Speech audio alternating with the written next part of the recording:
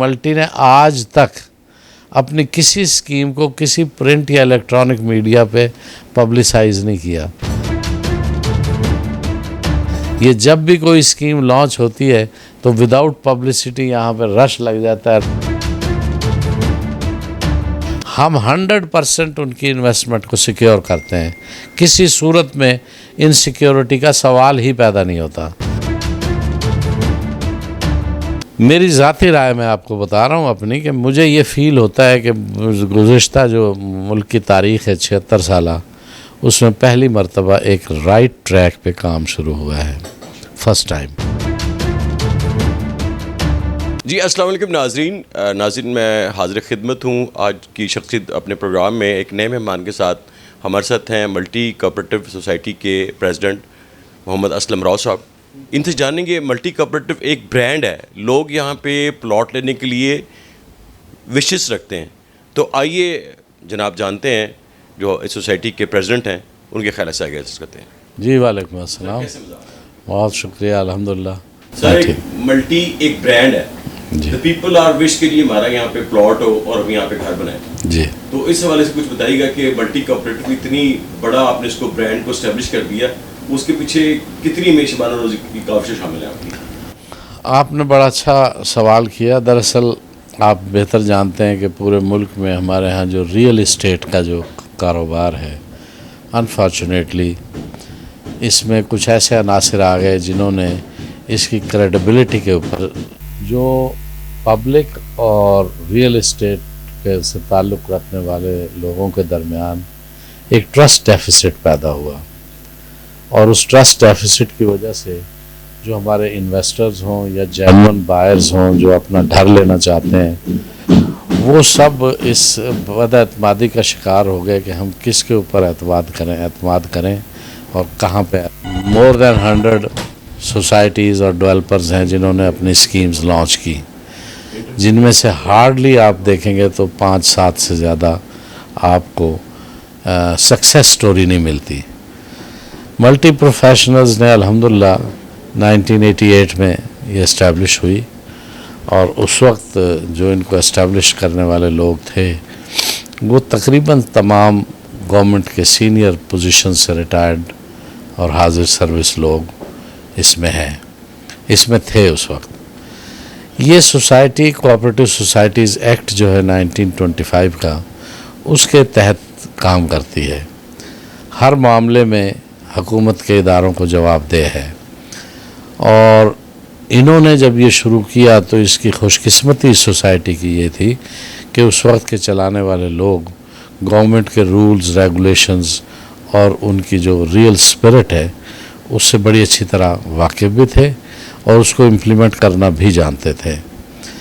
اور اس سے above that یہاں پہ ایک شخصیت چودھری عبدالمجید کی تھی، جن کا فیصل ٹاؤن وغیرہ کے نام سے اب ان کا علیحدہ کاروبار ہے، کہ وہ اس شخص کو اللہ تعالیٰ نے بہت ویژن بھی دیا اور کمانڈ بھی کام پہ ڈیلیورنس کے لحاظ سے، کوالٹی کے لحاظ سے ان کی ریپیوٹ جو ہے آج ایک ان کا بھی نام ایک برانڈ بن چکا ہے. یہ سب سے پہلی اسکیم انہوں نے E11 میں قائم کی. آج آپ دیکھیں E11-3 اور E11-1 دونوں پروجیکٹس کو دیکھ لیں، اور باقی اسی E11 میں دیگر سوسائٹیاں بھی ہیں، پولیس فاؤنڈیشن بھی ہے، اس کے ملحقہ CDA کے سیکٹرز بھی ہیں. لیکن جو E11-3 اور 1 کی کوالٹی آف ڈیولپمنٹ ہے وہ آپ کو منفرد نظر آئے گی، اور لوگ جو ہیں پریفر کرتے ہیں کہ اس میں رہائش لیں. پراپرٹی ویلیو جو ہے وہ بھی اس میں بے انتہا فرق ہے آپس میں. آج بھی آپ دیکھیں تو E11-3 اور 1 کے جو پلاٹ ہیں اور ان کے ساتھ ملحقہ ایون جو CDA کے سیکٹرز کے پلاٹ ہیں، ان کی پرائس میں آپ کو ویزیبل ڈفرنس نظر آئے گا. اس پروجیکٹ کو لانچ کرنے کے بعد اس کی جو ڈیلیورنس کا جو ٹائم شیڈیول تھا، کوالٹی تھی، ان تمام چیزوں کو دیکھ کے اس سوسائٹی کی ایک کریڈیبلٹی قائم ہوئی، لوگوں کا اعتماد قائم ہوا. اس کے بعد انہوں نے F17 ٹیلی گارڈنز کے نام پہ اسکیم لانچ کی، جو زون 2 کی واحد اسکیم ہے جو پروسیجرلی 100% کمپلیٹ ریکوائرمنٹ کے ساتھ آج بھی آن گراؤنڈ موجود ہے. یہ ترنول کے بالکل ساتھ ہے. ہاں, اور اگین وہاں پر بھی 3 سال کے اندر ڈیولپ کر کے پورے پلاٹس جو ہیں لوگوں کو ہینڈ اوور کر دیے گئے. فردر پلانز کیا ہیں؟ کچھ اور بھی اب ڈیلیور کرنے جا رہے ہیں؟ ہاں ہے. اس کے بعد B17 ہمارا ملٹی گارڈنز, وہ ایک ماڈل سیکٹر ہے.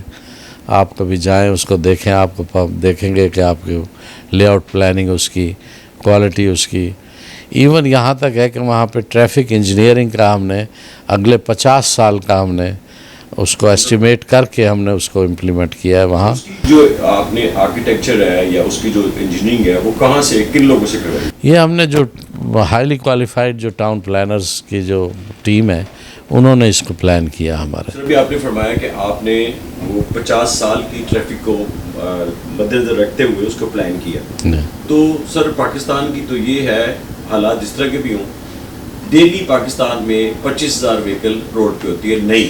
اس بات کو مد نظر رکھا گیا ہے؟ بالکل مد نظر رکھا ہے. آپ جا کے دیکھیں گے آپ کو ہمارے وہاں کسی قسم کی کوئی ٹریفک کنجیشن, کوئی رش, کوئی ایسی چیز نظر نہیں آئے گی. اتنا کشادگی ہے. اور ویسے بھی میں تو اکثر یہ کہا کرتا ہوں کہ جو B17 کی شام ہے وہ آپ کو کہیں دوسری جگہ نہیں ملے گی اگر وہاں شام کا وقت گزاریں آپ. اسی لیے علی صاحب وہاں سے نہیں نکلتے. ہاں, تو آپ ان سے پوچھ لیں آپ کہ B17 کی جتنی خوبصورت شام ہے وہ آپ کو, ایک تو اس کی لوکیشن ایسی ہے, ساتھ میں پہاڑی ہے, مرگلہ ہلز ہے, اور پھر گرینری ہے, اوپن سپیسز ہیں, پارکس ہیں, اور ہر سہولت وہاں پہ مہیا کی گئی ہے. ملٹی کلب ہے, زو ہے, لیک ہے, لیڈیز کے لیے الگ ہے, جینٹس کے لیے الگ ہیں, سارے. سر یہ آپ اوورسیز پاکستانیوں کے نام کو پیغام دیں گے ہمارے ناظرین کو, اس میں ان کے لیے ہے اٹریکشن, ان کے لیے کوئی بلاکس رکھے گئے؟ بے شمار ہمارے ممبرز اوورسیز سے ہیں, اور یہ واحد اسکیم ہے کہ جہاں پہ انہیں اس قسم کی کبھی بھی کوئی شکایت پیدا نہیں ہوئی کہ ان کے پلاٹ پہ کسی نے قبضہ کر لیا ہو, کسی نے اس کو بیچ دیا ہو, کسی نے 2 نمبری کر دی ہو. ہمارے ہاں یہ کیسز نہیں ہوتے. یہ دیکھیں جی, ایک کریڈیبلٹی قائم کرنے کے لیے آپ کو ٹرانسپیرنسی کا ایک بڑا مضبوط سسٹم چاہیے. تو یہاں آپ کو ہماری جتنی بھی اسکیمیں ہیں, فارم ہاؤس اسکیم ہے, وہ بھی again it's a model scheme. Jhang بہتر روڈ M1 پہ موٹر وے کے اوپر ہے.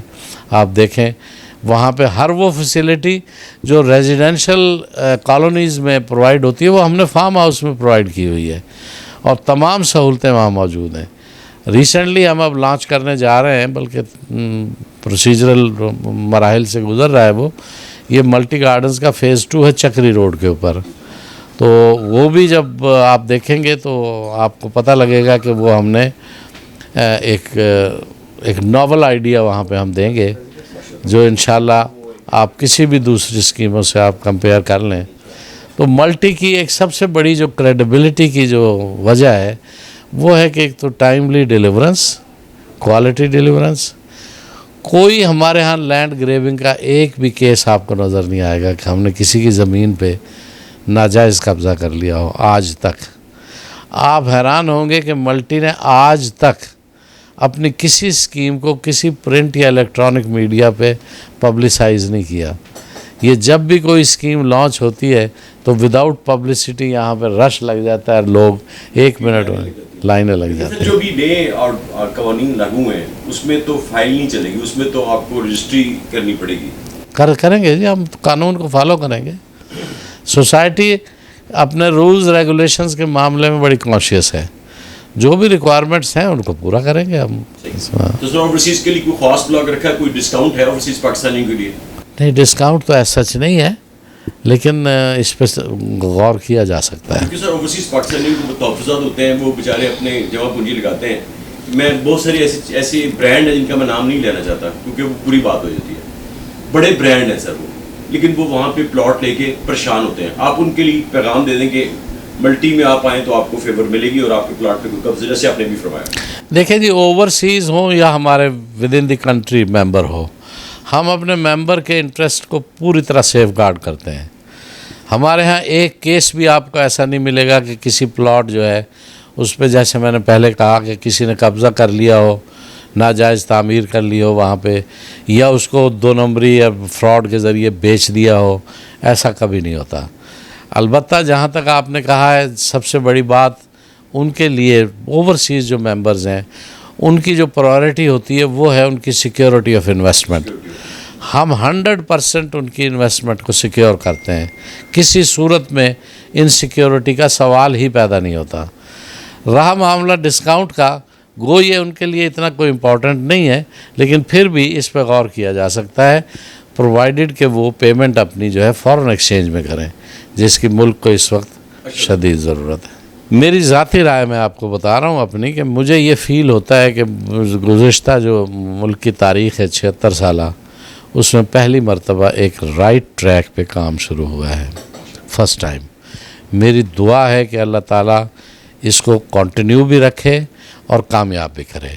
یہ پہلی دفعہ ہے کہ جو اس میں بڑے ہی امپورٹنٹ ڈیسیژن لیے گئے. فار انسٹنس جو غیر ملکی یہاں پہ انلیگلی یہاں پہ رہتے ہیں ان کو نکالنے کا یہ ایک بہت بڑا ڈیسیژن ہے، چیلنجنگ ڈیسیژن ہے جو اس حکومت نے لیا ہے. باقی حکومتوں کی کبھی ہمت نہیں ہوئی کہ وہ یہ ڈیسیژن لے پاتے.